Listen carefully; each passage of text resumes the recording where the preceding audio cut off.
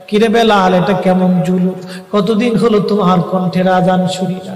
বেলাল রে, তোর কি মন চায় না আমি নবীর জিয়ারতে আসতে?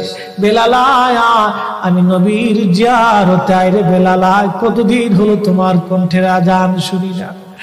স্বপ্ন যখন নবীজি দেখাইছে, এ মুসলমান, হযরতে বেলাল সুদূর সিরিয়ার দামেস্ক থেকে পাগলের মতো দৌড়াইলেন, পাগলের মতো ছুটে আসলেন। যখন মদিনাতে আসলেন তখন তাহাজ্জুদের সময় চলতেছিল।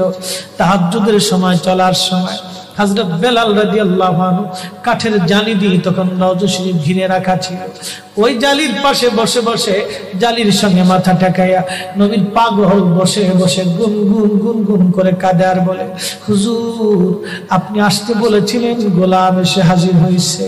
নবী গো, আজান দিতে বলেছেন, আমি আজান দিলে আপনি আগে নামাজে আসতেন, এখন আজান দিলে কি নবী আপনি নামাজে আসবেন? হুজুর এখন আজান দিলে কি আপনি নবী নামাজে আসবেন? নতুন মুয়াজ্জিন আসছে আজান দেওয়ার জন্য, এসে দেখে নবীর মুয়াজ্জিন বেলাল কাঁদে।